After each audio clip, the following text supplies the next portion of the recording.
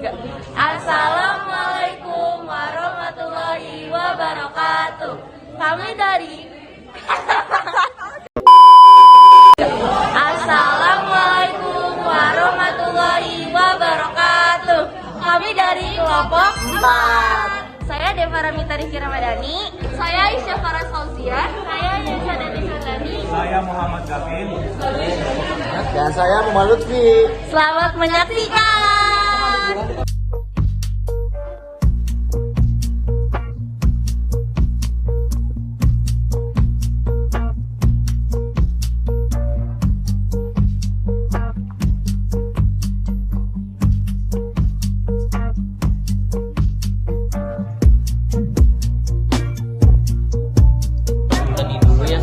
Kita mau buat anak fase 1. Tara. Gambar ketiga. Kalian berdua bikin apa? Bikin profase 1. Mana? Merah. Profase 1 tuh mana? Yang kayak gini nih guys. Kalian berdua apa? Mana lihat? Kayak gini gambarnya.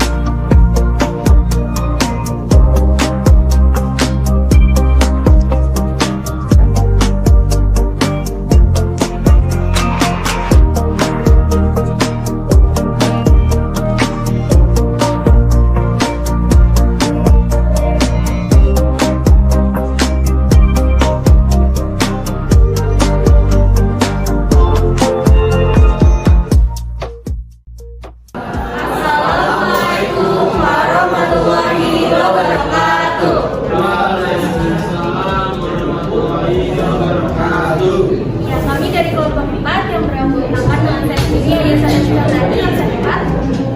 Saya Aisyah Faras Fauzia.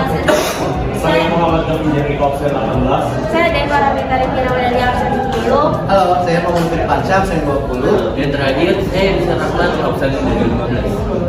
Ya, jadi di sini kami akan menjelaskan tentang proses yang ada di meiosis 1. Mungkin buat teman-teman yang belum tahu atau penasaran apa sih meiosis itu. Jadi meiosis atau pembelahan reduksi itu proses pembelahan sel yang ada pada makhluk hidup yang menghasilkan sel anakan dengan jumlah kromosom setengah dari sel induknya.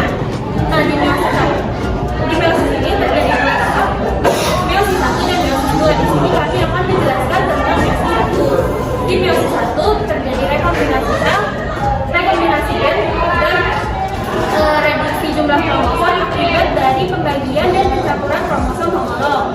Nah, di meiosis 1 ini menghasilkan dua sel anakan yang sudah bersifat haploid. Untuk tahapannya sendiri, di meiosis 1 terjadi 4 tahapan setelah interfase. Yang pertama ada profase 1, lalu dilanjutkan dengan metafase 1, lalu anafase 1, dan yang terakhir telofase 1. Mungkin aman dijelaskan oleh teman-teman saya. Ya, ini teman-teman untuk fase yang pertama dari fase meiosis. Nah, untuk pembelahan sel seperti yang kita udah semua ketahui ya, tadi juga udah dijelaskan oleh teman-teman apa sih itu mitosis, apa sih meiosis. Nah, di sini kelompok kami berkesempatan untuk menjelaskan tentang pembelahan sel melalui cara meiosis. Nah, seperti yang kita ketahui bahwa meiosis itu dibagi menjadi dua, pembelahan sel meiosis 1, pembelahan sel meiosis 2.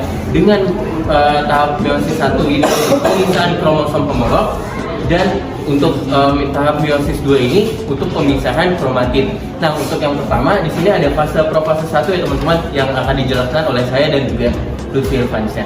Nah, pada fase profase di sini, profase 1 ini dibagi menjadi 5 tahapan, yaitu yang pertama di sini ada tetoten, zigoten, pakiten, diploten, dan yang terakhir yang kelima diakinesis. Untuk yang pertama di sini liptoten. Pada fase liptoten ini apa sih yang terjadi? Nah, untuk fase ini terjadi pemadatan kromatin atau kondensasi kromatin menjadi kromosom. Nah, seperti yang bisa kalian lihat ya di sini ya. Nanti yang awal kromatin ini mulai memadat pada fase liptoten ini. Nah, untuk fase yang kedua di sini ada fase zigoten. Nah, untuk fase zigoten di sini di mana kromosom homolognya ini, di mana kromosomnya ini mulai berpasangan dengan homolognya. Nah, dan yang ketiga untuk fase pakiten. Nah, untuk fase pakiten ini terjadi penggandaan lengan kromosom menjadi tetrat. Iya. Untuk fase berikutnya akan dijelaskan oleh rekan saya. Iya. Gak sampai situ aja teman-teman, tahapan di proses 1 ada 2 tahap lagi yang belum dijelasin nih. Tahap yang keempat itu ada namanya tahap diploten. Apa sih Kak tahap diploten itu? Kira-kira teman-teman tahu nggak apa yang terjadi di tahap diploten ini? Kalau misalnya nggak tahu, Kak Upi bantu jelasin ya. Di tahap diploten ini, kromatitnya itu nantinya akan mengalami perpindahan sila, di mana yaitu pada bagian kiasma. Kiasma itu di bagian ini teman-teman. Ini kalau misalnya kalian bisa lihat antara warna biru sama warna pinknya itu kayak ada terjadi perpindahan kayak mau nyatu gitu teman-teman. Nah, itulah bagian kiasmanya. Nah, kalau misalnya terjadi perpindahan silang itu bakal terjadi apa lagi sih? Nah, yang terjadi berikutnya itu akan terjadi rekombinasi kromosom di tahap diploten. Nah, tahap yang terakhir nih teman-teman, tahap yang kelima, apa sih namanya? Namanya itu adalah tahap diokinesis. Namanya aja udah ribet ya. Kira-kira menurut kalian tapi juga bakal ribet gak? Bakal ribet gak sih? Enggak, tenang aja. Nah, kalau misalnya gak ribet, udah pada bisa nebak belum? Apa yang terjadi di tahap diakinesis ini? Apa tuh Kak? Kalau belum tahu, aku bantu jelasin lagi di tahapan ini. Nah, pada tahap diakinesis, membran inti selnya itu nanti akan menghilang. Dan yang terjadi berikutnya itu apa? Kromosomnya itu, sentrosomnya itu nanti akan membelah jadi 2 sentriol. 2 aja teman-teman, gak boleh 4, 5, 6, sampai 10 yang berikutnya. Cuman 2 sentriol. Nah, nantinya 2 sentriol ini akan masuk ke masing-masing kutubnya. Kayak gini nih teman-teman. Kan ada 2 kutub, yang atas sama yang bawah. Nah, yang warna oranye kecil-kecil ini itulah namanya sentriol. Kalau misalkan sesuai aturannya, sentriol ini harus masuk ke kutubnya masing-masing. Gak boleh kutub orang lain. Kayak kita aja, kita harus masuk ke hati orang lain. Kalau bukan ke hatinya dia. Kalau misalnya kita masuk ke hati orang lain, tadi tolak dong, tadi marah. Setelah berakhir tahap pada proses profase 1 ini, berakhir pula profase 1 pada fase 1. Apakah udah selesai nih sampai profase 1 aja? Tentu enggak. 3 fase lagi nih pada meiosis 1 yang akan dijelaskan oleh teman-teman saya. Selanjutnya ada metafase 1. Apa sih tahapannya? Nah, tahapan metafase 1 ini kromosom mulai bergerak di bidang ekuator dan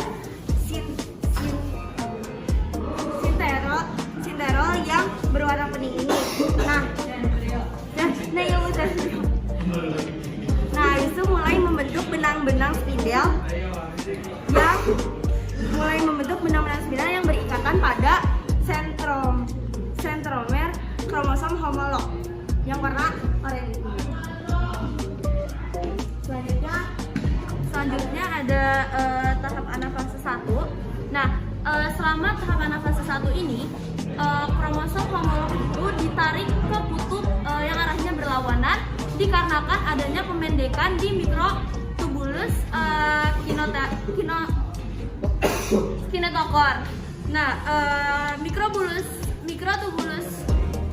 kinetokor itu dia melakukan pemanjangan agar si kromosomnya ini dapat lebih jauh. Nah, kromosom homolog ini dia itu dipisahkan dari kohesin yang bisa dilihat pada lengan kromosomnya tersebut. Nah, pada tahap anafase 1 ini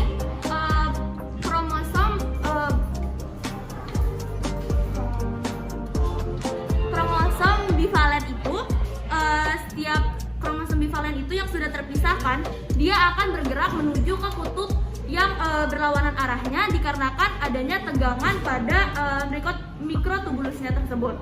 Nah, tahap anafase 1 ini terjadi di sel diploid, dan pada tahap anafase 1 ini kromosom homolognya ini diatur oleh ekuator sel.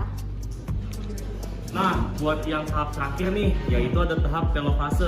Di tahap telofase ini, pada kutub-kutub selnya tuh udah mulai terbentuk intinya. Jadi di kutub-kutubnya ini, dilihat yang warna oranye itu adalah inti dari masing-masing kutubnya ya. Nah, selain terbentuk inti dari kutub-kutubnya, terbentuk pula proses sitokinesis. Nah, proses sitokinesis sendiri itu adalah sebuah proses di mana sel-selnya membelah atau memisah, mulai dari bagian luar yaitu membran sel hingga bagian terdalam yaitu organel sel beserta sitoplasma. Nah, kalau misalkan di mitosis itu hasil dari anakan selnya adalah diploid, tapi kalau misalkan di meiosis hasil dari anakannya itu haploid. Nah, dengan berakhirnya fase telofase ini, berakhir pula fase meiosis 1. Ini tadi adalah penjelasan tentang 4 tahap yang ada di meiosis 1. Dapat disimpulkan bahwa di meiosis 1 ini terjadi 4 tahapan pembelahan. Yang pertama di profase 1.